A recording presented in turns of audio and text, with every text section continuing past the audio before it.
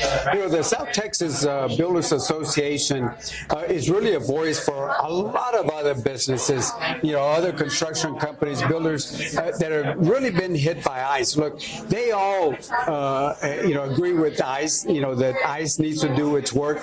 But right now, there's a disruption on how they're doing their enforcement.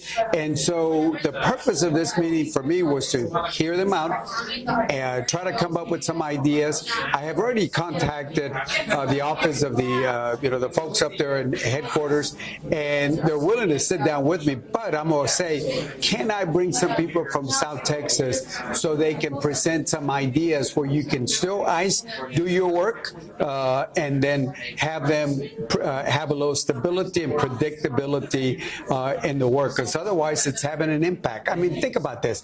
Let's say you're laying a cement foundation, and then they pick up everybody, and that cement that's left there. And we heard stories from them, and guess what? They have to come back on another day. It's going to cost money to do all that. Those are the things, And then the other thing is how they are applying this. I did talk to some folks in San Antonio, and I'm not saying there's been no ICE rates. There's been some ICE rates, but on the construction, it's not the same thing as we're seeing here.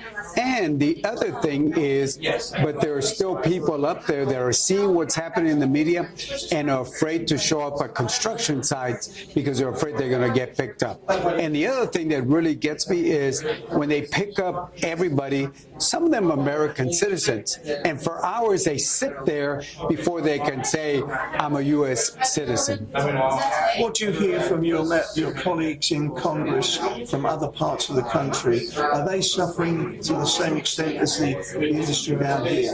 When they focus on a city, let's say Chicago, for example, all of a sudden they see National Guard, they see Border Patrol, they see ICE.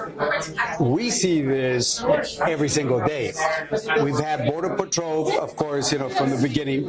We see National Guard here for so many years.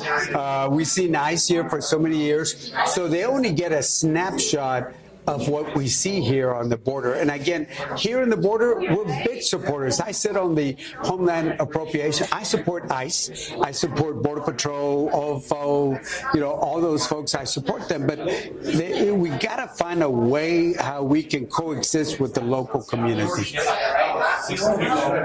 Anything else you'd like to add on this topic? That's it? That's it.